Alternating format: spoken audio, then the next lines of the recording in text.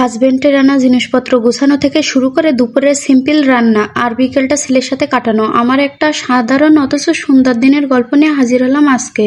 সংসারের কাজ তো কখনো শেষ হবে না, তবে একদিনের একটু পরিকল্পনা পুরো দিনটাকে কত সুন্দর আর সহজ করে তুলতে পারে তা এই ভিডিও থেকে বুঝতে পারবেন। হ্যালো এভরিওয়ান, সবাই কেমন আছেন? আমি তো অনেক ভালো আছি। গতকাল রাতে আমার হাজবেন্ড কিছু আম আর ডিম এনেছিল, তো সকাল সকাল ঘুম থেকে উঠেই প্রথম কাজে লেগে পড়লাম।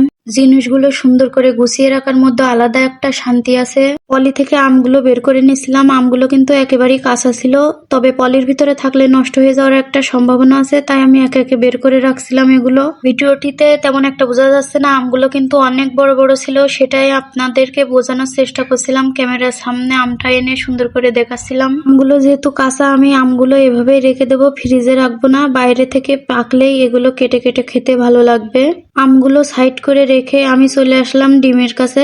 বিশেষ করে ডিমগুলো আমি সবসময় খুব ভালো করে ধুয়ে পরিষ্কার করে তারপরে ফ্রিজে রাখি। এতে করে যেমন হাইজিন মেনটেন হয়, দেখতেও ফ্রেশ লাগে, আর ফ্রিজটাও কিন্তু তেমন একটা নোংরা হয় না। আপনারাও কি ডিম ফ্রিজে রাখার আগে ধুয়ে নেন? আমাকে কিন্তু কমেন্ট করে জানাতে ভুলবেন না। প্রতিবারই ডিম ধোয়ার সময় কিন্তু আমি অনেক সতর্ক থাকি, তারপরেও একটা না একটা ভেঙে যাবে। এমনকি এই ডিম ধোয়ার সময়ও আমি নামানোর পরে 3টে ডিম ভেঙে ফেলেছি। আমি যে 3টা ডিম ভেঙে ফেলেছি এতে তেমন একটা রাগ হয়নি, কিন্তু যখন আমার ছেলে একটা ডিমও ফেটাই ফেলে তখন কিন্তু আমার মাথায় অনেক রাগ উঠে যায়। ডিম ধুইতে ধুইতে আপনাদের সাথে আমি আর একটা কথা শেয়ার করি। আমার কিন্তু ভয়েস দিতে অনেক আনইজি লাগে, তারপরেও ভয়েস দিতে হয়। তবে আগের তুলনায় এখন ভয়েস দিতে কিছুটা হলেও ভালো লাগে। ভিডিও শুট করা থেকে আপলোড করা পর্যন্ত আমার একটা জিনিসই বেশি বিরক্ত লাগে, সেটা হলো ভয়েস দেওয়া। আপনাদের সাথে কথা বলতে বলতে কিন্তু ডিমগুলো আমার পরিষ্কার করা হয়ে গেছে। এখন আমি দুপুরের রান্না বান্নার কাজে ফিরে যাব।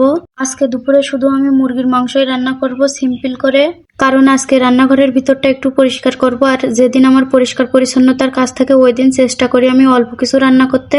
একটা বিষয় আপনাদের সাথে শেয়ার করি, আমি রান্নাঘরটা যতই ক্লিন রাখি না কেন, রান্না করতে আসলে সবকিছুই অগোছালো হয়ে যায়। অনেকেই দেখি 1-2টা পাত্র ব্যবহার করে রান্না বান্না শেষ করে ফেলে, কিন্তু আমার অনেক কিছুই লাগে রান্না করতে গেলে।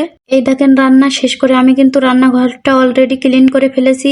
আমি রান্না করতে এসে আর কয়টা নোংরা করি। আমার ছেলে যদি একবার রান্নার রুমে ঢোকে তাহলে সবকিছু এলোমেলো করে ফেলে। রান্নার রুমের যে থালাবাটি রাখার র্যাক বা ক্যাবিনেটটা আছে, এটার ভিতরে যত থালাবাটি আছে আমার ছেলে একবার রান্নার রুমে আসলে সব একটা একটা করে নিচে নামিয়ে ফেলে। সারাদিনের ভিতরে এগুলো যে কতবার করে তার কোনো ঠিক নাই, আর এগুলো আমি তুলতে তুলতেই আমার দিন চলে যায়। রান্নার জায়গাটা যদি পরিষ্কার থাকে রান্না করতেও কিন্তু অনেক ভালো লাগে। দুপুরের খাওয়া দাওয়া শেষ করে একটু রেস্ট নিয়ে এখন বিকেলে আমার ছেলের সাথে কিছু সময় দেবো, যার কারণে বের হচ্ছিলাম। সারাদিন যতই ব্যস্ত থাকি আর যতই কাজ থাকুক, আমার থেকে কিছু সময় আমার ছেলেকে দেওয়ার জন্য আমি খুব করে চেষ্টা করি।